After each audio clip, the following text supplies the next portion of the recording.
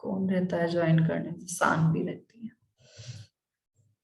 चलो ठीक है। देखो हमने लास्ट क्लास में डिस्कस किया था कितना, कि हम यहाँ पर जो डिस्कस कर रहे हैं क्या, फिनेंशियल स्टेटमेंट बनाने सीख रहे हैं। फिनेंशियल स्टेटमेंट किसके? एक सोल प्रोप्राइटर के। सोल प्रोप्राइटर कौन होता था? जो बिजनेस का अपना अकेला मालिक, ठीक है, he is the only owner of his business. ठीक है, हम उसके फिनेंशियल स्टेटमेंट बना रहे हैं। उसके बाद अगर मैं बात करती हूँ तो फिनेंशियल स्टेटमेंट में हमने देखा था हमारी क्या क्या चीजें आती हैं हमें। एक तो अपना प्रॉफिट कैलकुलेट करना होता है, और एक हमें अपने मतलब हमें अपने बिजनेस की परफॉर्मेंस प्लस अपने बिजनेस की पोजीशन का पता होना चाहिए। परफॉर्मेंस हम कैसे पता करते हैं? प्रॉफिट कैलकुलेट करके। और उसके लिए हमें बनाना होता है trading account and profit and loss account. तो हमने यहाँ पर देखा था, दूसरी चीज मैंने बोली थी पोजीशन। पोजीशन हम बनाते हैं किससे? पोजीशन का पता हमें कैसे चलता है? बैलेंस शीट बनाकर। तो देखो हमने काफी सारी चीजें यहाँ पर देखी थी। तो फिनेंशियल स्टेटमेंट में देखो क्या क्या था, हमें ट्रेडिंग अकाउंट बनाना है, प्रॉफिट एंड लॉस अकाउंट बनाना है। इनकी हेल्प से हमें अपने बिजनेस की परफॉर्मेंस का पता चलेगा। और हमें क्या करना होता है? बैलेंस शीट बनानी होती है, इससे हमें अपने बिजनेस की पोजीशन का पता चलता है। ठीक है, अब देखो हमने यहाँ पर ट्रायल बैलेंस में चार चीजें देखी थी, expenses, income, assets and liabilities. Assets and liabilities हमारी बैलेंस शीट में लिखी जाती है, एक्सपेंसेस और इनकम हमारी trading account and profit and loss account में लिखी जाती है। अब हमने यहाँ पर डिस्कस किया था कि जैसे हमें ट्रेडिंग अकाउंट बनाना है, मैं थोड़ा आगे से बता रही हूँ। मानस की तुम्हें लास्ट क्लास देखनी ही होगी, थोड़ा और अच्छे से तब समझ में आएगा, ठीक है, उसको जरूर देख लेना। मैं अभी क्लास के बाद पहले वही अपलोड करूंगी, तो तुम ट्राई करना कि पहले फिनेंशियल स्टेटमेंट की क्लास देख लेना, क्योंकि फिनेंशियल स्टेटमेंट हमारा रेगुलर चल रहा होगा तो उसमें कुछ प्रॉब्लम नहीं आनी चाहिए। ठीक है, चलो अब मैं तुम्हें यहाँ पर ना एक ट्रेडिंग अकाउंट का फॉर्मेट बनाकर दिखाती हूँ पहले, क्योंकि हमें पहले बनाना है क्या? Trading account. मैंने एक चीज बताई थी, हम ट्रेडिंग या प्रॉफिट एंड लॉस अकाउंट लिखते हैं तो उसके लिए हम इस तरीके से लिखते हैं, trading account for the year. वो बनता है फॉर द ईयर, मतलब पूरे साल के लिए। For the year ended on 31st मार्च, जो भी हमें, फॉर एग्जाम्पल मैं यहाँ पर ले लेती हूँ 21, for the year ended on 31st मार्च 2021। तो ये मैं ट्रेडिंग अकाउंट बनाकर दिखा रही हूँ। इसका देखो क्या हमारा फॉर्मेट होता है मेनली। फॉर्मेट बिल्कुल सिंपल है, ये हमारी डेबिट साइड, ये हमारी क्रेडिट साइड।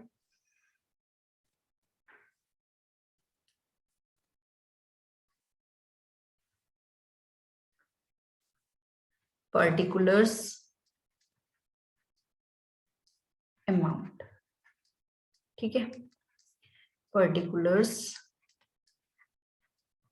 And amount.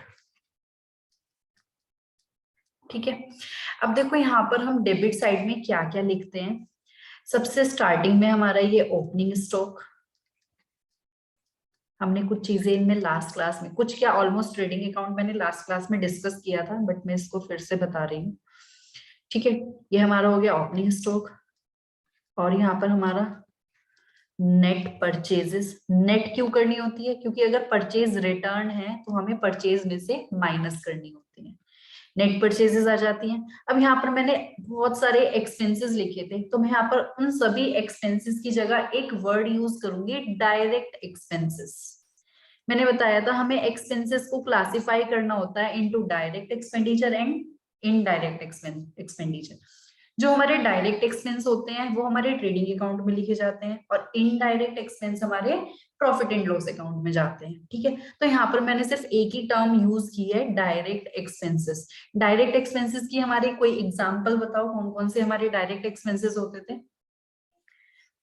जैसे कि वेजेस। वेजेस हमारी डायरेक्ट, जो डायरेक्टली सेल्स, मतलब हम बोल सकते हैं अगर सेल्स इंक्रीज होगी तो वो एक्सपेंसेस भी इंक्रीज होंगे, सेल्स अगर डिक्रीज होगी तो वो एक्सपेंसेस भी डिक्रीज होंगे।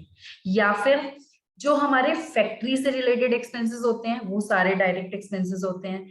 या फिर जो फैक्ट्री तक सामान लेकर आने में जितने भी खर्चे होते हैं वो सारे हमारे डायरेक्ट एक्सपेंसेस होते हैं। ठीक है, तो डायरेक्ट एक्सपेंसेस में यहाँ पर हमने देखा था जैसे वेजेस होती थी, पावर हो गया, कस्टम ड्यूटी हो गई, ठीक है, और मोस्टली तुम्हें यही 3-4 आइटम ही मिलेंगे, डायरेक्ट में ज्यादा नहीं होंगे।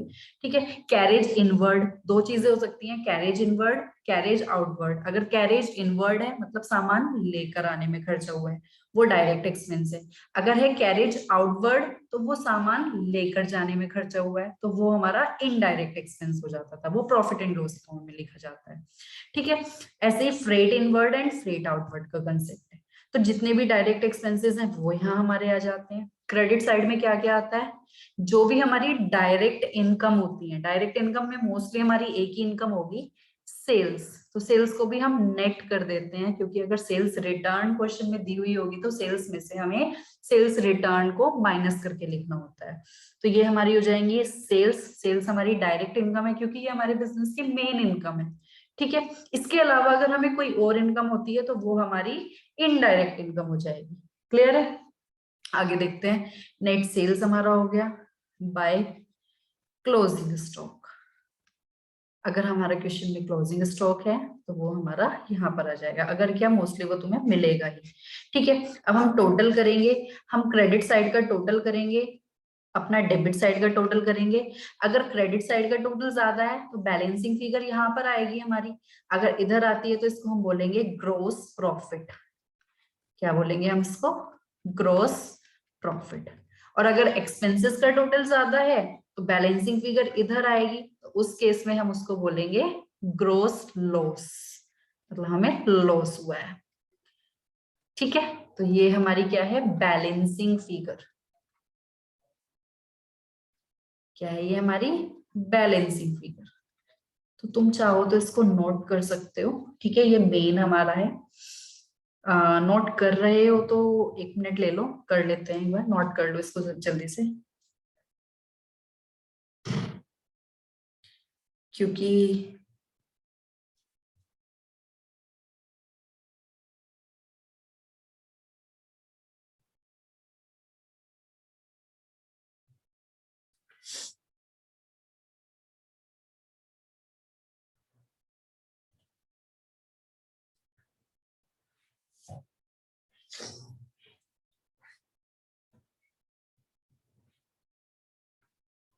नोटिंग हो जाए तो मुझे बताना प्लीज।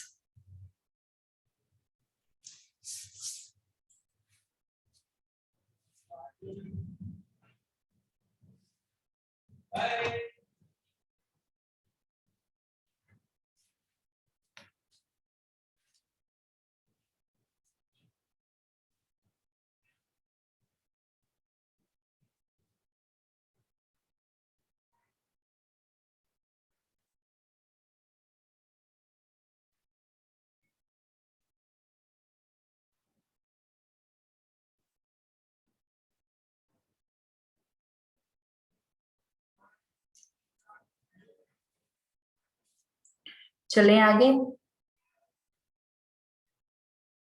Yes ma'am. ओके, देखो, जो ये हम ग्रॉस प्रॉफिट कैलकुलेट कर रहे हैं ना, इसको हम ट्रेडिंग अकाउंट बनाकर भी कैलकुलेट कर सकते हैं। साथ में एक इक्वेशन फॉर्म में भी एक फॉर्मूला दिया गया है। उस फॉर्मूले का लॉजिक तुम्हें अभी समझ में आ जाएगा कि वो फॉर्मूला ऐसा क्यों बनाया गया है। पहले मैं उसको लिख देती हूँ। तो देखो, हम ग्रोस प्रॉफिट एक तरीके से और कैलकुलेट कर सकते हैं। Gross profit is equal to net sales minus cost of goods sold. ये मैं इसलिए बता रही हूँ क्योंकि स्टार्टिंग में जो क्वेश्चंस है ना वो इसके बेस पर भी दिए गए हैं तुम्हारे। ठीक है, तो इसलिए तुम्हें ये स्टार्टिंग में मुझे बताना पड़ रहा है, वरना मैं इसको थोड़ा बाद में बताती। एक हमारा ग्रॉस प्रॉफिट कैलकुलेट करने का ये फॉर्मूला भी होता है। Gross profit is equal to net sales minus cost of goods sold. अब ये कॉस्ट ऑफ गुड्स सोल्ड क्या है? कॉस्ट ऑफ गुड्स सोल्ड को हम शॉर्ट में लिखेंगे COGS। ठीक है, कॉस्ट ऑफ गुड्स सोल्ड को हम शॉर्ट में लिखेंगे COGS। तो मैं बार बार पूरा नहीं लिखूंगी, मैं यहाँ पर लिख देती हूँ COGS। COGS हम कैसे कैलकुलेट करेंगे? मैं यहाँ पर उसका फॉर्मूला लिखती हूँ। देखो, opening stock plus net purchases plus direct expenses minus closing stock. ठीक है, ये हमारा फॉर्मूला है कॉस्ट ऑफ गुड्स सोल्ड का। जो हमने गुड्स सेल किए हैं उनकी कॉस्ट कितनी है, ये हम इस तरीके से कैलकुलेट करेंगे। जल्दी से ये दोनों पहले फॉर्मूले नोट करो, फिर मैं इनका मीनिंग बताती हूँ।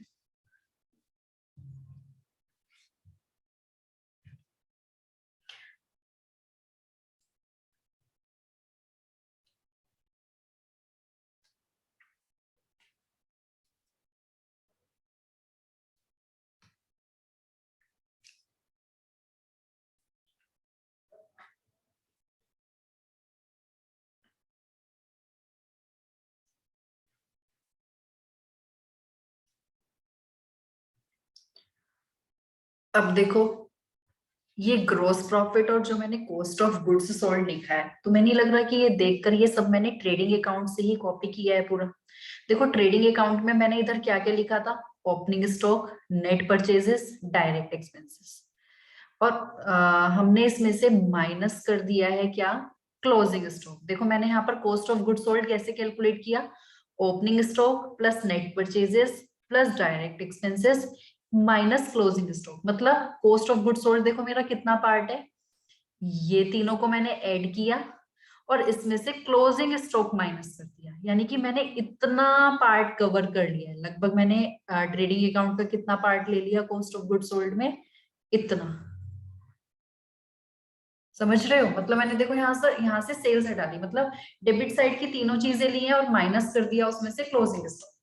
यानी कि कॉस्ट ऑफ गुड्स सोल्ड हमारा क्या है, नाम से भी समझ में आ रहा है, जो हमने गुड्स सेल किए हैं उनकी कितनी कॉस्ट है। उनकी कॉस्ट हम कैसे कैलकुलेट करेंगे, भाई हमने कितना सामान खरीदा, वो तो हमारी हो गई net purchases, plus direct expenses जो हमने डायरेक्टली उसके ऊपर खर्चा किया है, उन सामान को बना, मतलब उसको हमने जब फाइनल गुड्स में, फिनिश्ड गुड्स में कन्वर्ट किया होगा तो उस पर कुछ खर्चे हुए होंगे, कुछ हमारे एक्सपेंसेस हुए हैं। तो जितने भी हमारे डायरेक्ट एक्सपेंसेस होते हैं वो हम सारे यहाँ पर कॉस्टिंग में कवर कर लेते हैं।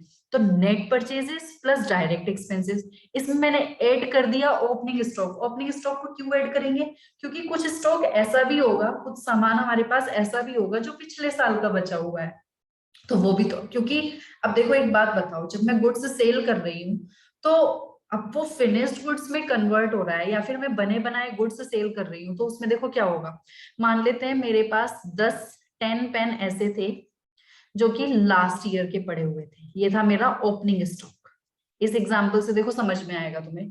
मेरे पास ओपनिंग स्टॉक था 10 पेन्स मेरे पास पहले से थे, प्लस मैंने 50 पेन्स और खरीदे हैं। 50 पेन्स मैंने नए और खरीदे हैं, बने बनाए खरीदे हैं ये मैंने। इस क्वेश्चन में मेरा डायरेक्ट एक्सपेंसेस 0 होगा, जो मैं एग्जांपल बता रही हूँ, क्योंकि मैं बने बनाए पेन खरीद रही हूँ और उसको मैं एज इट इज सेल कर रही हूँ। मैन्युफैक्चरिंग का काम नहीं है मेरा, ट्रेडिंग का काम है। ठीक है, पेन मैं खरीदती हूँ और उसको मैं बेच देती हूँ। तो मैंने यहाँ पर 10 पेन्स मेरे पास पहले से थे, 50 पेन्स मैंने परचेज किए हैं, 50 पेन्स मैंने परचेज किए हैं। अब मेरे पास टोटल कितने हो गए, 60 पेन्स हो गए। अब मैं इनसे बोल रही हूँ, मैं तुमसे बता रही हूँ कि मैंने 55 पेन सेल कर दी। 55 पेन मैंने क्या कर दिए, सेल कर दिए। यानी कि 60 में से अगर मैंने 55 सेल किए हैं तो 5 पेन मेरे पास अभी क्लोजिंग स्टॉक होगा। 5 पेन का मेरे पास क्या होगा, क्लोजिंग स्टॉक होगा। तो जब मैं कॉस्टिंग कैलकुलेट करूंगी तो मैं मुझे अपना, अब कॉस्ट मुझे कितने पेन्स की कैलकुलेट करनी है, 55 पेन की। तो ये 55 वैल्यू मेरी कैसे आएगी, ओपनिंग मेरे पास कितना था प्लस कितना मैंने खरीदा माइनस कितना मेरे पास बच गया। डायरेक्ट एक्सपेंस अगर हमने कुछ किया है तो उसको हम डायरेक्ट एक्सपेंस भी यहाँ पर ऐड कर लेंगे। मतलब अगर मैंने इन पेन के ऊपर, हो सकता है मैंने कुछ इनको डब्बों में पैक किया था, कुछ ना कुछ मैंने इनके ऊपर खर्चा किया था, तो वो मेरा एक्सपेंस भी इसमें इंक्लूड हो जाएगा। तो मैं इन पेन्स की कॉस्टिंग कैसे कैलकुलेट करूंगी, क्योंकि मुझे कौन से पेन की कॉस्टिंग कैलकुलेट करनी है, जो हमने सेल किए हैं। तो सेल किए हैं तो इसलिए मुझे क्लोजिंग स्टॉक को माइनस करना पड़ जाता है। अगर मैं क्लोजिंग स्टॉक माइनस नहीं करूंगी तो इसमें वो वाले पेन्स भी इंक्लूड हो जाएंगे जो हमने सेल नहीं किए। समझ रहे हो? तो मुझे तो cost of goods sold calculate करनी है, तो इसका फॉर्मूला मेरा क्या बन गया, opening stock plus net purchases plus direct expenses minus closing stock. इस चीज से, इस एग्जांपल से तुम्हें ट्रेडिंग अकाउंट की वैल्यू भी, ट्रेडिंग अकाउंट का जो कंसेप्ट है वो भी समझ में आना चाहिए कि हम क्रेडिट साइड में सेल्स भी लिख रहे हैं, जबकि क्रेडिट साइड में सिर्फ इनकम लिखी जाती है, लेकिन फिर भी मैंने क्लोजिंग स्टॉक भी लिखा है। क्यों लिखा है क्लोजिंग स्टॉक? क्योंकि भाई हमें जो जीपी कैलकुलेट करना है वो उन वाले गुड्स का कैलकुलेट करना है जो हमने सेल की है, समझ रहे हो? तो इस वजह से हमें क्रेडिट साइड में क्लोजिंग स्टॉक को भी लिखना पड़ता है। क्लियर है? तो अब देखो यहाँ पर मेरा इक्वेशन फॉर्म में जो मैंने फॉर्मूले बताए वो क्या है, हमने कॉस्ट ले ली, अगर मैं सेल्स में से ये कॉस्ट माइनस कर दूंगी तो हमारा जीपी आ जाएगा। अब देखो ट्रेडिंग अकाउंट में दो ही चीजें तो बची थी, सेल्स और जीपी। भाई अगर मैं सेल्स में से ये सारी वैल्यू माइनस कर देती हूँ, ये जो हमारा है opening stock, net purchases, direct expenses, closing stock, sales में से मैं ये सारा एडजस्ट कर दूंगी तो या तो जीपी आएगा या फिर ग्रॉस लॉस आएगा, कोई एक चीज आएगी। समझ रहे हो? दोनों चीजें तो एक साथ नहीं आएंगी। तो अगर हमारा सेल्स की वैल्यू ज्यादा है, कॉस्ट की वैल्यू कम आई है, तो जीपी, अदरवाइज और क्या हो सकता है, वो लॉस हो सकता है, या तो ग्रोस प्रॉफिट होगा या फिर वो ग्रोस लॉस होगा। तो दो फॉर्मूले हमारे यहाँ पर हुए। ग्रोस प्रॉफिट हम कैसे कैलकुलेट करेंगे, या तो हम ट्रेडिंग अकाउंट बनाकर कैलकुलेट करेंगे या फिर हम उसको इक्वेशन फॉर्म में भी कैलकुलेट कर सकते हैं। इक्वेशन फॉर्म में कैसे, ये फॉर्मूले तुम्हारी टिप्स पर होने चाहिए। Net sales minus cost of goods sold. Cost of goods sold हम कैसे कैलकुलेट करते हैं, इसका लॉजिकली भी तुम इसको समझ सकते हो। ओपनिंग स्टॉक, पहले से हमारे पास कितना सामान था, प्लस हमने कितना परचेज किया, प्लस हमने उसके ऊपर कितना खर्चा किया, डायरेक्ट एक्सपेंसेस, माइनस कितना हमारे पास सामान बचा है, वो हमारा क्लोजिंग स्टॉक हो गया। ठीक है, ये हमारी आ जाती है कॉस्ट ऑफ गुड्स सोल्ड। यानी कि जीपी कैलकुलेट करने के लिए पहले हमें कॉस्ट कैलकुलेट करनी पड़ेगी, तो पहला काम तुम्हें ये करना पड़ेगा, देन तुम जीपी कैलकुलेट करते हैं। क्लियर है? तो ये हमारा इक्वेशन फॉर्म में फॉर्मूला था। तो अब हम स्टार्टिंग से एक्सरसाइज की क्वेश्चंस देखते हैं। अपनी एक्सरसाइज की क्वेश्चंस पर आ जाओ। स्टार्टिंग में तुम्हारे ट्रेडिंग अकाउंट के ऊपर क्वेश्चंस हैं। तो क्वेश्चन नंबर 1 देखते हैं। ट्रेडिंग अकाउंट के ऊपर क्वेश्चन है। अब ट्रेडिंग अकाउंट बनाने के लिए बोलेगा तो हम ट्रेडिंग अकाउंट बना लेंगे, और अगर जीपी या ग्रोस लॉस या कुछ और वैल्यू कैलकुलेट करने के लिए बोलेगा तो हम इक्वेशन फॉर्म में कैलकुलेट करेंगे। ठीक है? अब हाँ बोलो। मैम पीडीएफ सेंड कर दीजिए। एक्चुअली मेरे पास अभी पूरी पीडीएफ नहीं है, बट 2 पेजेस मैंने कल उससे मंगाए थे ना, पीडीएफ तो आज मुझे मिलेगी। Okay ma'am. ठीक है, तो मैं अभी ये 2 नहीं 3 पेजेस है मेरे पास, मैं इन्हीं को शेयर कर देती हूँ। ठीक है, ओके मैम। ग्रुप पर ही मैं शेयर कर रही हूँ, तो यहीं से ही देख लेना। ठीक है,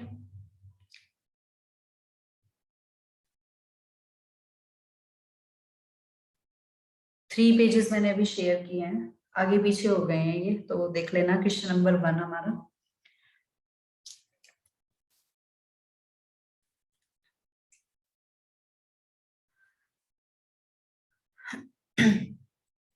ट्रेडिंग अकाउंट। देखो क्वेश्चन नंबर 1 लिखा हुआ है, from the following information determine GP for the year ended 31 March 2021। अब ये जीपी कैलकुलेट करने के लिए बोल रहे हैं, ट्रेडिंग अकाउंट बनाने के लिए नहीं बोला।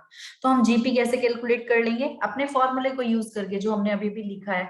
हम जीपी कैसे कैलकुलेट करते हैं, पहले मैं फॉर्मूला लिख देती हूँ। ग्रोस प्रॉफिट कैसे हम कैलकुलेट करते हैं, gross profit is equal to net sales. Please exam में ना ये शॉर्टकट मत लगाना, जीपी मत लिखना, पूरा लिखना ग्रोस प्रॉफिट। ठीक है, net sales minus cost of goods sold. अब मुझे जीपी कैलकुलेट करने के लिए 2 चीजें चाहिए, नेट सेल्स चाहिए और कॉस्ट ऑफ गुड्स सोल्ड। तो देखते हैं हमें क्या क्या गिवन है। हमें क्वेश्चन में देखो ओपनिंग स्टॉक गिवन है, फ्रेट एंड पैकिंग गिवन है, सेल्स की वैल्यू गिवन है। अगर हमें सेल्स दिया हुआ है ना और सेल्स रिटर्न गिवन नहीं है, तो सेल्स और नेट सेल्स इक्वल है। ठीक है, क्योंकि सेल्स रिटर्न नहीं है तो माइनस करने के लिए कुछ है ही नहीं, तो हमें सेल्स की वैल्यू गिवन है। ठीक है, सेल्स हमारी है 1,90,000। गुड्स परचेज कितना है वो दिया हुआ है, क्लोजिंग स्टॉक दिया हुआ है 31 मार्च 2021 का। और देखो एक लिखा हुआ है पैकिंग एक्सपेंसेस ऑन सेल्स, तो देखो एक चीज ध्यान रखनी है, जब हम cost of goods sold calculate करते हैं ना, तो इसमें हमें सिर्फ डायरेक्ट एक्सपेंसेस कंसिडर करने हैं। अगर तुम्हें एक्सपेंसेस में कुछ इनडायरेक्ट एक्सपेंसेस भी दिए हुए हैं तो हमें उनको कंसिडर नहीं करना है। तो एक चीज ध्यान रखना, अगर तुम्हें कोई वर्डिंग्स ऐसे लिखी हुई मिली ना कि सेल्स के ऊपर हमने खर्चा किया, जैसे यहाँ पर लिखा हुआ है packing expenses on sales, sales के ऊपर पैकिंग एक्सपेंसेस हुए, तो सेल्स से रिलेटेड जो खर्चे होते हैं ना वो सारे इनडायरेक्ट होते हैं, और परचेज से रिलेटेड जो खर्चे होते हैं वो सारे डायरेक्ट होते हैं। क्लियर है? तो यहाँ पर देखो लिखा हुआ है पैकिंग एक्सपेंसेस ऑन सेल्स, तो सीधे सीधे इसको तो हमें कंसिडर नहीं करना है, ये हमारा इनडायरेक्ट एक्सपेंस है। क्योंकि हमें cost of goods sold calculate करना है, तो मैं पहले कॉस्ट ऑफ गुड्स सोल्ड का फॉर्मूला लिख देती हूँ। Cost of goods sold is equal to क्या था हमारा, क्या क्या चीजें थी, opening stock plus net purchases. अगर परचेज रिटर्न गिवन नहीं है तो परचेज और नेट परचेज इक्वल है, net purchases plus direct expenses. अब हमें इसमें डायरेक्ट एक्सपेंसेस देखने पड़ेंगे कि कौन से एक्सपेंसेस डायरेक्ट है या कौन से इनडायरेक्ट है। ठीक है, तो हमें सिर्फ डायरेक्ट वाले कंसिडर करने हैं, माइनस क्लोजिंग स्टॉक। तो हम वैल्यूज लिखते हैं यहाँ पर। ओपनिंग स्टॉक की वैल्यू हमें गिवन है 25,000 प्लस परचेजेस की वैल्यू भी हमें क्वेश्चन में गिवन थी, goods purchase during the year 1,40,000 plus direct expenses. अब हमें क्वेश्चन में बस दो ही एक्सपेंसेस दिए हुए हैं, एक तो फ्रेट एंड पैकिंग और एक दिया हुआ है पैकिंग एक्सपेंसेस ऑन सेल्स। तो पैकिंग एक्सपेंसेस ऑन सेल्स तो हमारा इनडायरेक्ट एक्सपेंस है। जो फ्रेट एंड पैकिंग, अगर हमें ये नहीं बताया ना फ्रेट इनवर्ड है या आउटवर्ड है, तो हम हमेशा उसको इनवर्ड मानेंगे। ध्यान रखना, अगर हमें क्वेश्चन में गिवन होता फ्रेट के लिए गिवन होता फ्रेट इनवर्ड और एक लिखा हुआ होता फ्रेट आउटवर्ड, तब तो हम क्या मानते हैं, ये हमारा डायरेक्ट एक्सपेंस होता है और ये हमारा इनडायरेक्ट एक्सपेंस होता है। क्लियर है? लेकिन अगर वर्ड लिखा हुआ है सिर्फ फ्रेट, इनवर्ड या आउटवर्ड नहीं बताया, तो इसको हमेशा एज्यूम करोगे डायरेक्ट एक्सपेंस। क्या एज्यूम करोगे इसको? Direct expense. तो फ्रेट एंड पैकिंग है, तो पैकिंग तो डायरेक्टली हमने अपनी गुड्स की ही की है। अगर पैकिंग लिखा हुआ है सिंपल, तो वो तो हमारा क्या हो गया, डायरेक्ट एक्सपेंस है। और अगर लिखा है जैसे पैकिंग एक्सपेंसेस ऑन सेल्स, वो सेल्स के ऊपर स्पेशली मेंशन किया हुआ है, तो सेल्स से रिलेटेड अगर कोई खर्चा है तो वो हमारा इनडायरेक्ट एक्सपेंस होगा। ठीक है, तो यहाँ पर मुझे एक ही एक्सपेंस लेना है, फ्रेट एंड पैकिंग वाला, 10,000 रुपीज, ये हमारा डायरेक्ट एक्सपेंस था। पैकिंग एक्सपेंसेस ऑन सेल्स के लिए नोट डाल दोगे नीचे अलग से, it is an indirect expense. ठीक है, क्लोजिंग स्टॉक कितना है 30,000, उसको लेस कर देते हैं। तो कॉस्ट ऑफ गुड्स सोल्ड कितना आ गया 25 प्लस इन सबको एड लेस करेंगे तो कितना हो जाएगा, ये 35 माइनस 35, तो ये हो जाएगा 1,45,000। ठीक है, अब देखो कॉस्ट हमारी 145 आ गई, तो जीपी कैसे कैलकुलेट कर लेंगे हम। नेट सेल्स हमारे पास कितनी है, क्वेश्चन में हमें गिवन है नेट सेल्स 1,90,000, 190 नेट सेल्स है। कॉस्ट ऑफ गुड्स सोल्ड के लिए हमने अभी नीचे कैलकुलेट किया है, कितना कैलकुलेट किया है 1,45,000। तो हमारा आंसर कितना आ जाएगा इसका, ग्रोस प्रॉफिट 190 में से 145 गया तो 45 ही बचेगा, ये हमारा आ गया ग्रोस प्रॉफिट। क्लियर है? कोई डाउट इसमें? No ma'am. तो देखो ये तो था हमारा इक्वेशन फॉर्म में हमने जीपी कैलकुलेट किया था। ठीक है, तो हम नेक्स्ट देखते हैं। नोटिंग करनी है तो कर लो जल्दी से।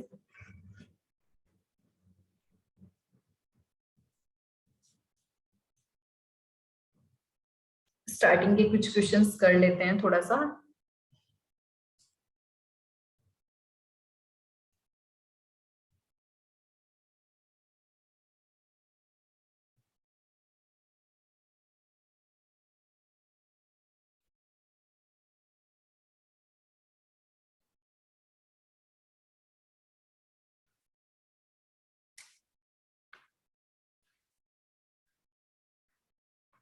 Hello, am I audible? Hello? Yes ma'am. Okay, चलो क्वेश्चन नंबर 2 देखते हैं। 2 में देखो लिखा हुआ है प्रिपेयर ट्रेडिंग अकाउंट। इस बार हमें ट्रेडिंग अकाउंट बनाना है, ठीक है। आगे जर्नल एंट्रीज के लिखा हुआ है, जर्नल एंट्रीज का हम बाद में देखेंगे, पहले हम ट्रेडिंग अकाउंट बनाते हैं। तो ट्रेडिंग अकाउंट बनाना है तो हमें वही अपना फॉर्मेट बनाना है प्रॉपर, ट्रेडिंग अकाउंट। अब हमें ईयर नहीं बताया तो हम ऐसे ही लिख देंगे for the year ended on dash dash dash, हमें नहीं पता क्या ईयर है, ठीक है, हमें बस ऐसे ही बोल दिया ट्रेडिंग अकाउंट। तो ये हमारी डेबिट साइड है, ये हमारी क्रेडिट साइड है।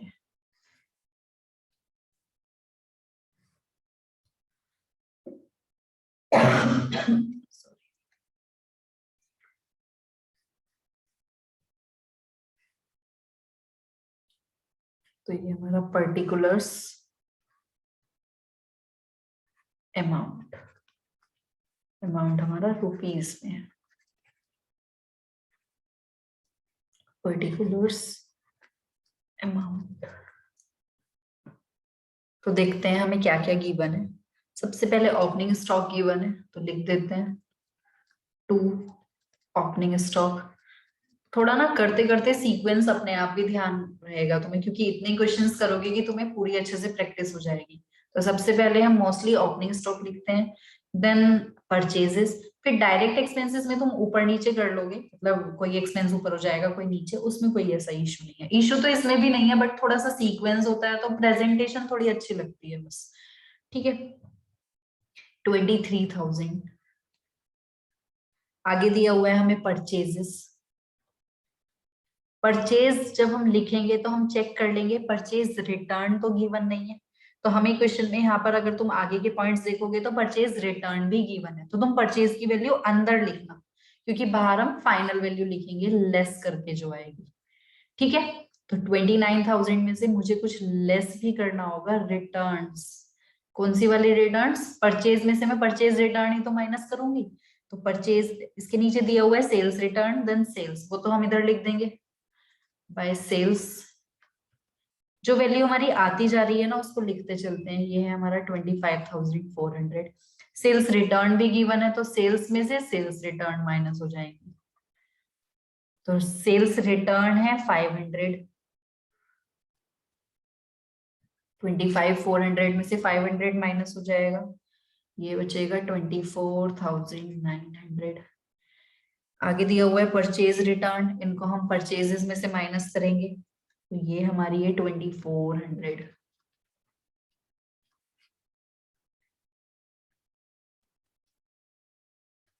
कितना बचेगा ये?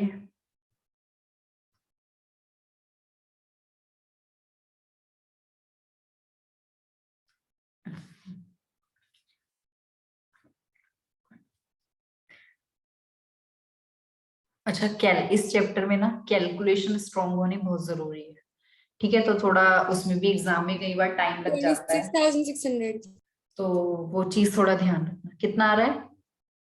26,600। 26,600, ये हो गया हमारा परचेज रिटर्न, और ये हो गया हमारा सेल्स में से सेल्स रिटर्न लेस करके नेट सेल्स हो गया, ठीक है। तो आगे और क्या गिवन है हमें? क्लोजिंग स्टॉक गिवन है, तो क्लोजिंग स्टॉक हमारा इधर आ जाएगा। क्लोजिंग स्टॉक हम इधर क्यों लिखते हैं उसका लॉजिक भी क्लियर हो गया होगा, क्योंकि हमें जीपी कैलकुलेट करना है तो उसको हमें एडजस्ट करना पड़ेगा, क्योंकि सेल्स जो हमने की है उसका हम जीपी कैलकुलेट करते हैं। देन लिखा हुआ है कैरेज इनवर्ड, अभी मैंने बताया था ऊपर कैरेज इनवर्ड है तो वो हमारा डायरेक्ट एक्सपेंस है, तो वो हमारा यहाँ पर लिखा जाएगा। अगर लिखा होता कैरेज आउटवर्ड तो वो हमारा इनडायरेक्ट एक्सपेंस होता, वो हम P&L अकाउंट में लिखेंगे, ठीक है, जब हम P&L अकाउंट बनाना सीखेंगे। अभी लिखा है कैरेज इनवर्ड, और अगर लिखा होता सिर्फ कैरेज तो तब भी हम उसको डायरेक्ट ही मानते हैं, मतलब फिर हम उसको इनवर्ड ही मानते हैं एक तरीके का, ठीक है। तो कैरेज इनवर्ड कितना है? 100 रुपीज। आगे लिखा हुआ है डेप्रिसिएशन। डेप्रिसिएशन हमारा एक इनडायरेक्ट एक्सपेंस है, क्योंकि डायरेक्टली ये हमारा परचेज या इन सब चीजों से रिलेटेड नहीं है। डेप्रिसिएशन तो वैसे भी अपने आप में बिल्कुल अलग है, नॉन कैश एक्सपेंस होता है वैसे भी ये तो, ठीक है। तो डेप्रिसिएशन हमारा एक इनडायरेक्ट एक्सपेंस है, उसको हम P&L अकाउंट में लिखेंगे। बस ट्रेडिंग अकाउंट में इतनी चीजें आनी थी, कैलकुलेट कर लेते हैं जीपी आ रहा है या ग्रॉस लॉस आ रहा है, तो देखने से ही पता चल रहा है क्रेडिट साइड का टोटल ज्यादा है। तो कैलकुलेट कर लेते हैं इसको फटाक से, कितना आ रहा है ये।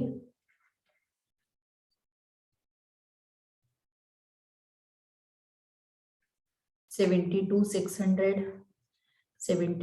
हंड्रेड इधर लिख देंगे, इसमें से ये सारी वैल्यूज माइनस कर देंगे तो हमारा क्या आ जाएगा, ग्रॉस प्रॉफिट। तो तुम चेक कर लो ये कितना हो जाएगा, सही आ रहा है या नहीं।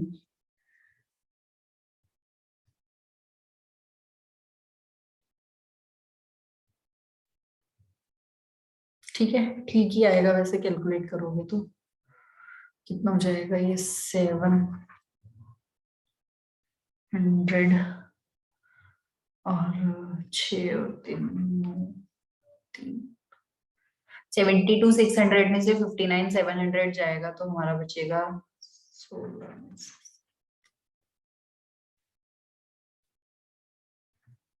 50,700 आ रहा है 50 नहीं, ये 23,000 ही है। प्रॉफिट को भी ऐड करना है क्या? क्या चीज? प्रॉफिट को भी ऐड करना है? नहीं नहीं, प्रॉफिट तो हम कैलकुलेट कर रहे हैं ना, ये तो मैं बैलेंसिंग फिगर कैलकुलेट कर रही हूँ। तो इस साइड का टोटल था 72,600, वही मैंने इधर लिख दिया। तो इसमें से ये तीनों वैल्यूज माइनस करोगे तो कुछ इन तीनों का टोटल, क्योंकि मेरे अकॉर्डिंग तो 59,700 है, नहीं 49,700 है, सॉरी।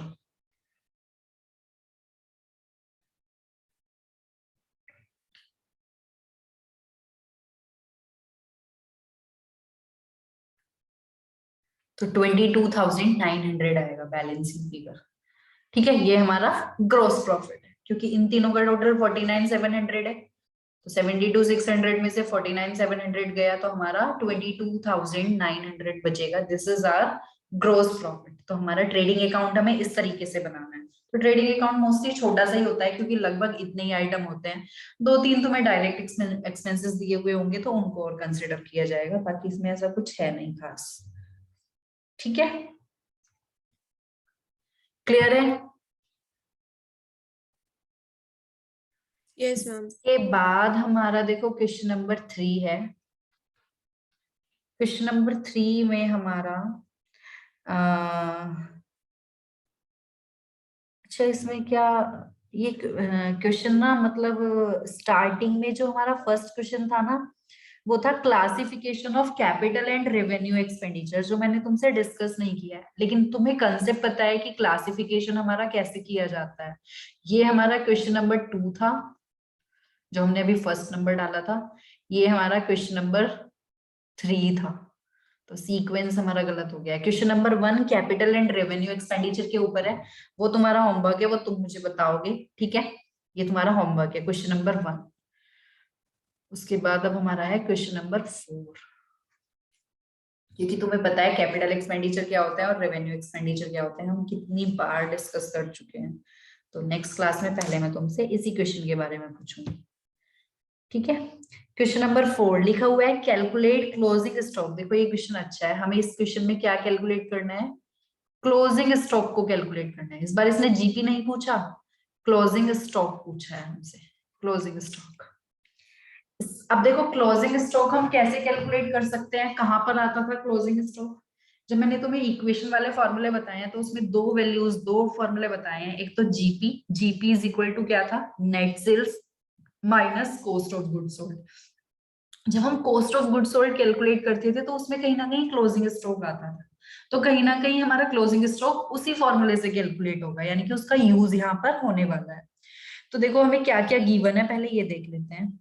लिखा हुआ है ओपनिंग स्टॉक, कैश सेल्स, ठीक है, परचेजेस, क्रेडिट सेल्स। देखो सेल्स के भी हमें दो पार्ट दिए हुए हैं। क्या क्या दिया हुआ है मैं लिख ही लेती हूँ, क्योंकि 4-5 वैल्यूज हैं।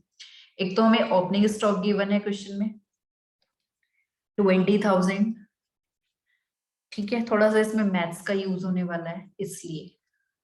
कैश सेल्स गिवन है 60, और हमें गिवन है परचेजेस 70, और हमें दिया हुआ है क्रेडिट सेल्स। देखो सेल्स के हमें दो पार्ट गिवन है, cash sales and credit sales. Credit sales कितना है 40। तो मुझे तो सेल्स की टोटल वैल्यू चाहिए होती है ना, तो मैं इन दोनों को क्या कर दूंगी, ऐड कर दूंगी। कैश सेल्स का मतलब क्या है, जो गुड्स हमने सेल किए थे इन कैश, मतलब हमें कस्टमर्स ने साथ साथ पेमेंट कर दिया था।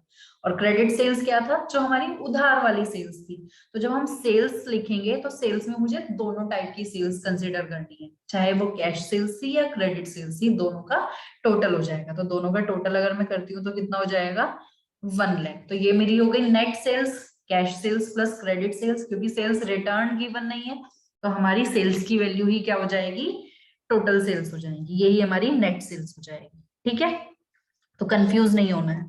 आगे हमें दिया हुआ है rate of gross profit on cost, rate of GP on cost.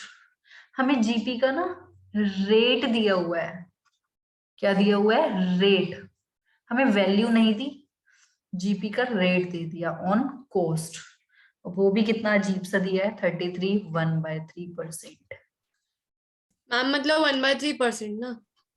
हाँ, कहीं ना कहीं 100 का 1/3 पार्ट हो गया है। ठीक है, तो पहले मुझे देखो क्या काम करना होगा। अब मुझे क्लोजिंग स्टॉक कैलकुलेट करना है। अब सोचो, मुझे जीपी का रेट दे दिया, अगर मुझे जीपी की वैल्यू दी हुई होती तो मेरे लिए क्वेश्चन बिल्कुल इजी हो जाता। मैं क्या करती, जीपी और सेल्स लेती, वहां से मुझे कॉस्ट मिल जाती। क्योंकि हमने देखो कॉस्ट के 2 फॉर्मूले पढ़े हैं, कॉस्ट ये वाले हमने 2 फॉर्मूले पढ़े हैं। देखो इसमें क्या था, अगर मेरे पास जीपी की वैल्यू होती और मेरे पास सेल्स की वैल्यू भी है तो मैं यहाँ से कॉस्ट कैलकुलेट कर लेती।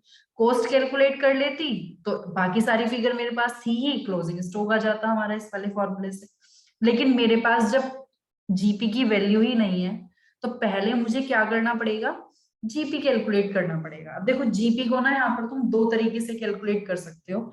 एक तो जैसे तुम मैथ्स में करते हो ना, एक्स मान के, कि यहाँ पर देखो जीपी दिया हुआ है तुम्हें ऑन कॉस्ट, तो या तो तुम कॉस्ट को एक्स मान लोगे, तो जीपी कितना हो जाएगा तुम्हारा, समझ रहे हो। या फिर एक तरीका होता है, उसको थोड़ा सा स्मार्ट वर्क बोलते हैं, और स्मार्ट करोगे तो ज्यादा अच्छा रहेगा।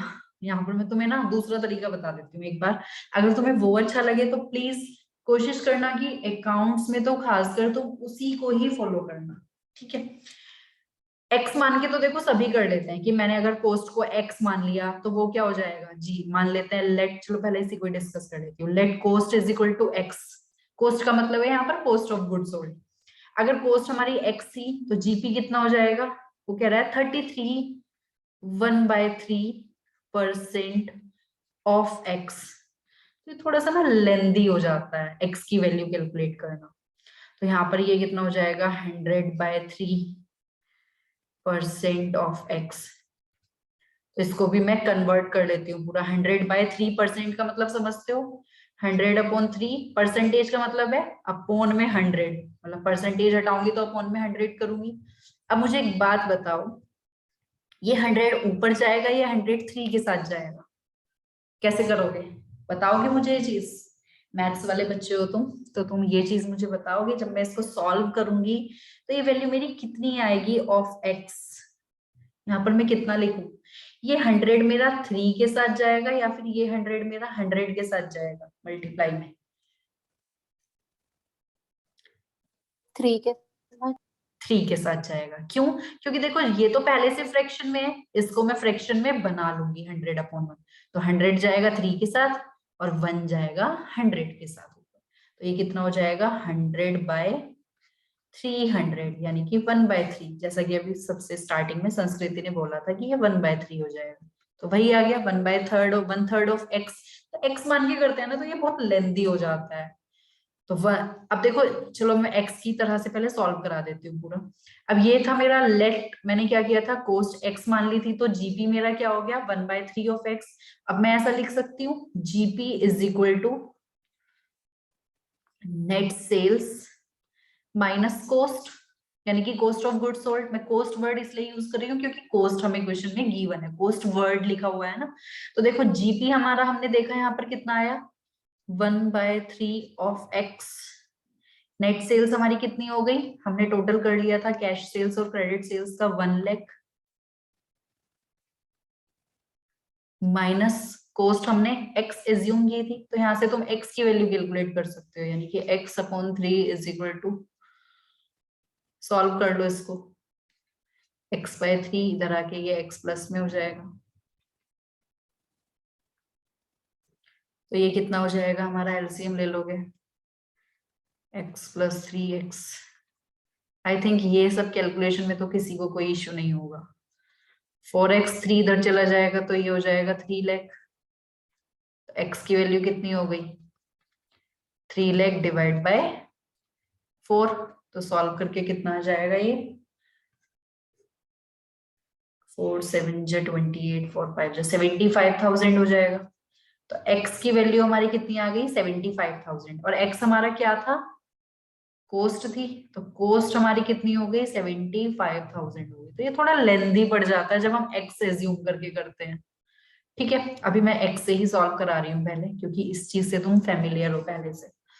अब देखो मुझे क्लोजिंग स्टॉक कैलकुलेट करना है, तो क्लोजिंग स्टॉक में कैसे कैलकुलेट करूंगी, जब मेरी कोस्ट आ गई, कोस्ट मतलब cost of goods sold, cost of goods sold का फॉर्मूला हम यहाँ पर लगाएंगे, क्या होगा वो, opening stock plus net purchases.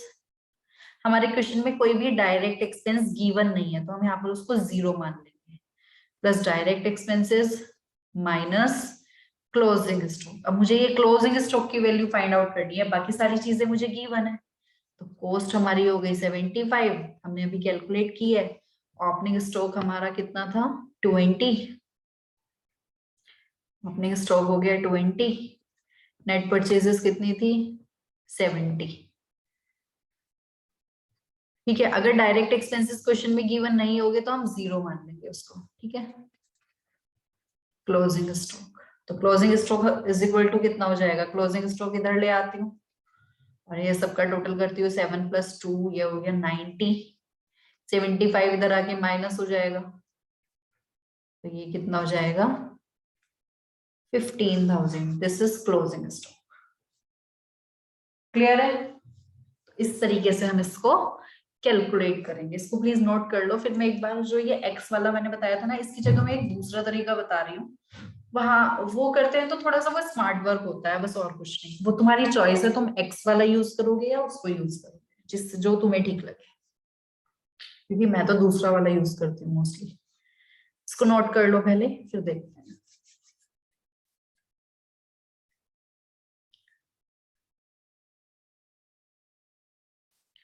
ये तो आई थिंक कर लिया होगा तुमने, x कैलकुलेट किया है जो। ठीक है, ये और थोड़ा एक्स्ट्रा हो गया क्योंकि ये परसेंटेज में, परसेंटेज जो है वो फ्रैक्शन में थी। अगर ऐसे ही बोल देता 25%, 20%, तो थोड़ा सा और इजी हो जाता। ठीक है, देखो एक तरीका इसमें क्या होता है, और करके बता देती हूँ। जैसे हमें यहाँ पर दिया हुआ है जीपी ऑन कॉस्ट कितना, 33 1/3%, हमें ये दिया हुआ था ना। तो हम यहाँ पर देखेंगे जिसके ऊपर भी दिया हुआ है ना, उस चीज को तुम 100 मान लो।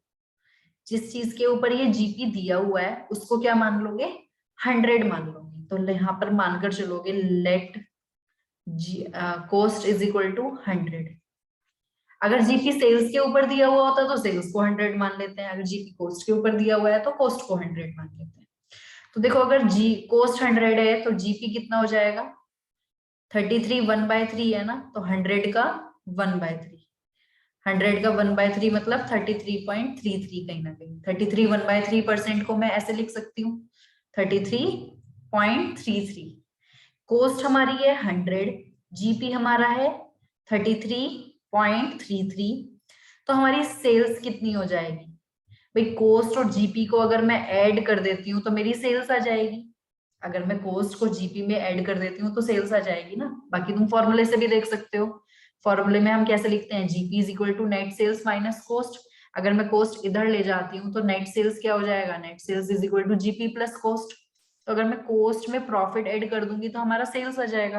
यानी कि मैं 100 में 33.33 प्लस कर देती हूँ तो 133.33। ये पॉइंट में थोड़ी फ्रैक्शन है इसलिए थोड़ा सा इशू है, बाकी नॉर्मल अगर सिंपल होता ना 20 25 तो थोड़ा इजी होता है। कॉस्ट 100, जीपी मतलब बस मेन चीज तुम्हें इसमें ना ये ध्यान रखनी है कि जो तुम्हें गिवन, जिसके ऊपर तुम्हें जीपी गिवन था उस चीज को 100 मानना है, जो बेस है ना हमारा उसको 100 मानना है। जीपी हो गया इतना, तो सेल्स कितना हो जाएगा 133.33। अब हमें क्वेश्चन में क्या गिवन है, सेल्स गिवन है, और मुझे कॉस्ट कैलकुलेट करनी है। कॉस्ट मेरी क्वेश्चन मार्क है, क्योंकि वैसे तो क्लोजिंग स्टॉक कैलकुलेट करना था, लेकिन क्लोजिंग स्टॉक के लिए मुझे कॉस्ट चाहिए थी ना। तो ये जो मैंने कॉस्ट इतना लंबा करके निकाली थी, ये सब करके ना निकाल के मेरा इसी फॉर्मूले से कॉस्ट निकल जाएगा। मुझे क्या क्या गिवन है क्वेश्चन में, सेल्स गिवन है और कॉस्ट मुझे कैलकुलेट करनी है। तो मैं सेल्स और कॉस्ट का रिलेशनशिप यहाँ पर लेकर चलूंगी। मैं यहाँ पर बोलूंगी कि अगर मेरी सेल्स 133.33 थी, तो ऐसे में मेरी कॉस्ट कितनी थी 100। ठीक है, वो वाला यूज करते थे ना, क्या बोलते हैं मैथ्स में, पहले भी पढ़ा था कि अगर ज्यादा के लिए दिया हुआ है फिर हम 1 के लिए कैलकुलेट करते थे, उसको क्या बोलते हैं, मेरे माइंड से वो कंसेप्ट निकल रहा है। तो यहाँ पर देखो हम क्या करेंगे, अगर सेल्स 133.33 है तो कॉस्ट हमारी 100 है, और अगर ये 1 होती तो ये कितना हो जाता 100 अपॉन 133.33। और हमें अगर सेल्स दी हुई है कितनी, क्वेश्चन में हमें सेल्स गिवन है, सेल्स कितनी गिवन थी 1 लाख।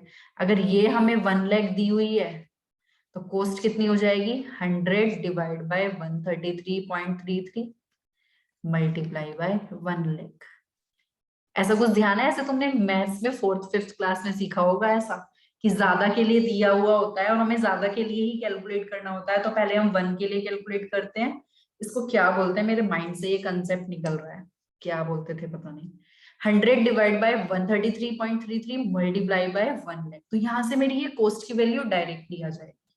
ठीक है, इसको जब हम सॉल्व करेंगे तो तुम सॉल्व करके देखोगे ये तुम्हारा 75,000 आ जाएगा। क्लियर है? तो इस तरीके से ये डायरेक्ट कैलकुलेट की जाती है, वो एक्स वगैरह मानने की जरूरत नहीं पड़ती उस केस में। ठीक है, ये इसका एक ऑल्टरनेट है। और किसी क्वेश्चन में आएगा तो वहां पर बताऊंगी, क्योंकि यहाँ पर थोड़ा टिपिकल लग रहा होगा तुम्हें कि पॉइंट में तो ये पहले से था, इसलिए थोड़ा सा अजीब लग रहा होगा। किसी और क्वेश्चन में आएगा तो वहां पर तुम्हें थोड़ा ठीक लगेगा, उसको हम इस तरीके से करके देखेंगे। बाकी तुम्हारी चॉइस है, एक्स मान के करोगे तो तुम इससे फैमिलियर हो पहले से, वो तुम्हारी चॉइस है। तो यहां तक क्लियर है? क्वेश्चन नंबर 4 तक कोई डाउट किसी को भी? ट्रेडिंग अकाउंट आई थिंक तुम्हें क्लियर हो रहा होगा काफी हद तक। अब देखो इसके बाद में नेक्स्ट क्वेश्चन नंबर 5 तुम्हारा होमवर्क है। मैं इसमें एक चीज बता देती हूँ बस। क्वेश्चन नंबर 5 में तुम देखोगे तुम्हें दिया हुआ है opening stock, closing stock, purchases दी हुई है। कैरेज ऑन परचेज अगर लिखा होता कैरेज ऑन सेल्स तो वो तुम्हारा हो जाता इनडायरेक्ट एक्सपेंस। लिखा हुआ है कैरेज ऑन परचेज तो ये है तुम्हारा डायरेक्ट एक्सपेंस। क्लियर है? तो अगर परचेज से रिलेटेड खर्चे हैं तो डायरेक्ट, सेल्स से रिलेटेड खर्चे हैं तो इनडायरेक्ट। क्लियर है? और हमें दिया हुआ है कैरेज ऑन सेल्स, ये हमारा इनडायरेक्ट एक्सपेंस हो गया। ऑफिस रेंट अगर होता फैक्ट्री का रेंट तो डायरेक्ट एक्सपेंस होता, ऑफिस रेंट है तो इनडायरेक्ट एक्सपेंस। आगे दिया हुआ है सेल्स, तो तुम्हें इसमें डायरेक्ट एक्सपेंस बस एक ही है, कैरेज ऑन परचेज, बाकी ये दोनों इनडायरेक्ट एक्सपेंस है। तो जीपी तुम कैलकुलेट कर लोगे आराम से। तो फॉर्मूला यूज करना जीपी का, net sales minus cost of good sold. Cost of good sold के लिए हमारे पास सफिशिएंट इंफॉर्मेशन है। क्वेश्चन नंबर 6 लिखा हुआ है प्रिपेयर ट्रेडिंग अकाउंट। तो क्वेश्चन नंबर 5 तुम्हारा होमवर्क है। जितने क्वेश्चंस में होमवर्क के लिए दे रही हूँ उनको कंप्लीट कर लेना। क्वेश्चन नंबर 5 तुम्हारा होमवर्क। क्वेश्चन नंबर 6 में भी तुम्हारा वैसे होमवर्क ही है, मैं एक चीज बता देती हूँ बस। लिखा हुआ है देखो prepare trading account. Trading account बनाना है, सिंपल है हमारा। स्टॉक ऑन 1 अप्रैल 20, तो देखो हमें बनाना है ट्रेडिंग अकाउंट 31 मार्च 21 का। तो स्टॉक जो हमें 1 अप्रैल 20 का दिया हुआ है इट मींस ये ओपनिंग स्टॉक हो गया हमारा। ठीक है, तो डेट की हेल्प से भी पता चल जाता है कि कौन सा ओपनिंग है और कौन सा क्लोजिंग है। ओपनिंग स्टॉक गिवन है, परचेजेस गिवन है, सेल्स गिवन है, कैरेज इनवर्ड गिवन है, रिटर्न आउटवर्ड।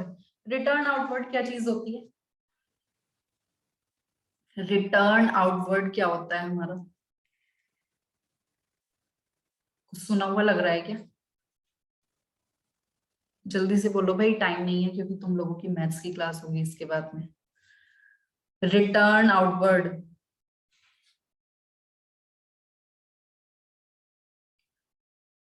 क्या होती है return outward? Sales return. Sales returns. ठीक है, तो इसको मिक्स मत कर देना कैरेज इनवर्ड या कैरेज आउटवर्ड के साथ। तो रिटर्न आउटवर्ड है हमारी सेल्स रिटर्न, तो सेल्स में से माइनस कर देना इसको। ठीक है, आगे देखो क्या गिवन है, वेजेस एंड सैलरीज। देखो इसमें थोड़ा सा ध्यान रखना, अगर हमें वेजेस लिखा हुआ होता है तो वेजेस होता है हमारा डायरेक्ट एक्सपेंस। ठीक है, अगर लिखा होता है सैलरीज, अलग अलग लिखे होते हैं अगर ये, तो ये होता है हमारा इनडायरेक्ट एक्सपेंस। ठीक है, प्लीज ये बातें ध्यान रखना है जो मैं वेजेस एंड सैलरीज के ऊपर डिस्कस कर रही हूँ। अगर लिखा है wages, it is direct expense. अगर लिखा है salaries, it is an indirect expense. अगर लिखा है वेजेस एंड सैलरीज एक साथ दिया हुआ है, तो हम यहाँ पर ये मानते हैं कि मेजर पोर्शन वेजेस का है। जो वर्ड पहले लिखा होता है ना, उसके बेसिस पर क्लासिफाई करते हैं, यानी कि ये हमारा हो जाएगा डायरेक्ट एक्सपेंस। अगर लिखा होगा सैलरीज एंड वेजेस, अगर सैलरीज पहले लिखा होगा तो हम ये मानते हैं मेजर पोर्शन सैलरी का है, तो उस केस में हम इसको मान लेते हैं ये हमारा इनडायरेक्ट एक्सपेंस है। तो कहने का मतलब यहाँ पर ये हुआ, अगर अलग अलग गिवन है तब तो कोई कंफ्यूजन ही नहीं है। Wages direct expense, salaries indirect expense. Wages and salaries है तो डायरेक्ट, सैलरीज एंड वेजेस है तो इनडायरेक्ट। जो पहले लिखा हुआ है उसका मेजर पोर्शन माना जाता है और उस बेसिस पर हम क्लासिफाई कर लेते हैं। ठीक है, तो वेजेस एंड सैलरीज लिखा है तो ये हमारा क्या हुआ, इनडायरेक्ट, सॉरी डायरेक्ट एक्सपेंस। तो इसको तुम्हें कंसिडर करना है ट्रेडिंग अकाउंट में। आगे लिखा है रिटर्न इनवर्ड। रिटर्न इनवर्ड हमारा क्या होता है, रिटर्न इनवर्ड का मतलब क्या होता है, परचेज रिटर्न। तो इसको परचेजेस में से एडजस्ट करना है। ठीक है, जब परचेजेस लिखोगे तो वहां से तुम्हें परचेज रिटर्न माइनस करना है। आगे दिया हुआ है stock on 31 March 21, it means ये हमारा क्लोजिंग स्टॉक है। क्लोजिंग स्टॉक की वैल्यू हमें गिवन है 1,30,000। अब देखो नीचे एक लाइन लिखी हुई है, नेट रियलाइजेबल वैल्यू, यानी कि market value of stock as on 31 March 2021 was 1,20,000। अब हमें स्टॉक की, क्लोजिंग स्टॉक की ना दो वैल्यू गिवन है। ये कंसेप्ट है हमारा बहुत अच्छा। क्लोजिंग स्टॉक की एक वैल्यू तो है 1,30,000 और एक वैल्यू हमें गिवन है 1,20,000। तो क्लोजिंग स्टॉक की हम वो वाली वैल्यू लिखते हैं जो दोनों में से कम होती है। ये तो है इसकी cost, cost price closing stock का, और ये है इसकी net realisable value. Net realisable value का मतलब ये होता है कि अगर हम इसको मार्केट में सेल करने लगे तो ये स्टॉक हमारा 130 का सेल नहीं होगा, ये हमारा 130 का सेल होगा, 120 का सेल होगा। मतलब वैसे तो हमारे लिए इसकी कॉस्टिंग 1,30,000 है, लेकिन अगर हम इसको मार्केट में सेल करने लगे तो 1,20,000 का ही सेल होगा। तो दोनों में से जो कम होता है ना, हम वो लिखते हैं। क्योंकि हमने कंसेप्ट पढ़े थे प्रूडेंस कंसेप्ट, अगर हमारा कहीं लॉस है तो हम, अब सोचो जब मुझे पता है मार्केट में ये 1,20,000 का ही सेल हो सकता है, तो मैं उसको 130 पे कैसे दिखा सकती हूँ। हमारा अकाउंटिंग जो है वो थोड़ी कंजर्वेटिव पर है, मतलब प्रूडेंस कंसेप्ट है कि फ्यूचर प्रॉफिट्स को रिकॉग्नाइज मत करो, बट अगर फ्यूचर लॉसेस होते हैं तो उसको रिकॉग्नाइज कर लो। तो यहाँ पर मुझे पहले ही पता है कि मैं, मेरा जो स्टॉक है वो 10,000 कम में सेल होगा, तो मैं वो कम वाली वैल्यू रिकॉर्ड करूंगी। क्लियर है? तो यहाँ पर क्वेश्चन में अगर एक ही वैल्यू गिवन होती तो तब तो तुम 130 पे ही लिखते, लेकिन अब तुम्हें क्लोजिंग स्टॉक को कौन सी वैल्यू पर लिखना होगा, 1,20,000। तो जब तुम ट्रेडिंग अकाउंट बनाओगे तो उसमें क्लोजिंग स्टॉक की वैल्यू लिखोगे 1,20,000। तो ये कंसेप्ट ध्यान रखना। ये क्वेश्चन काफी अच्छा है क्योंकि इसमें काफी सारी चीजें यहाँ पर हमने नहीं देखी है। तो वैसे ये तुम्हारा होमवर्क है, बट मैंने सारे कंसेप्ट डिस्कस कर लिए हैं कि क्या क्या है। ठीक है, तो क्वेश्चन नंबर 6 तुम्हारा होमवर्क है। क्वेश्चन नंबर 7 मैं खुद कराऊंगी, इसमें थोड़ी सी एक चीज अलग है। क्वेश्चन नंबर 8 तुम करके लेके आओगे, क्वेश्चन नंबर 9 भी तुम करके लेके आओगे, बस मेरे पार्ट पे इसमें क्वेश्चन नंबर 7, क्वेश्चन नंबर 7 हम कल करेंगे क्योंकि अभी मैं कंप्लीट नहीं करा पाऊंगी। Question number 8 homework, question number 9 homework. ठीक है, 4 क्वेश्चन मैंने होमवर्क में दिए हैं, करके लेके आओगे। क्लियर है? कोई डाउट है इतने में तो मुझसे डिस्कस कर लो इसको। हम कल ही है हमारी नेक्स्ट क्लास, कल ही है, क्योंकि मैं कल कैंसिल कर दी थी तो आज मैंने इसलिए ली है, तो इसको हम कल करने वाले हैं। ठीक है, कोई डाउट इतने में तो बोल देना। मैं आज वाली क्लास प्लस जो मेरी लास्ट क्लास थी दोनों को अभी अपलोड कर दूंगी। ठीक है, तो मानसवी तुम अपनी लास्ट क्लास भी कर लेना। कोई डाउट है तो बोल दो भाई, किसी को भी। कृतिका तुम साइलेंट हो काफी, क्लास में हो? कृतिका पता नहीं है? Manasvi, Sanskriti, am I audible? Yes Yes, ma'am. Okay, तो कुछ डाउट्स हैं तो बोलो, वरना अभी एंड करते हैं, क्योंकि मैं इसको कराऊंगी क्वेश्चन नंबर 7 तो टाइम लग जाएगा और टाइम इतना है नहीं। ठीक है, तो अभी क्लास एंड करते हैं। Bye bye. नेक्स्ट क्लास में मतलब कल मिलते हैं same time 3:45। Okay ma'am. Okay, bye bye.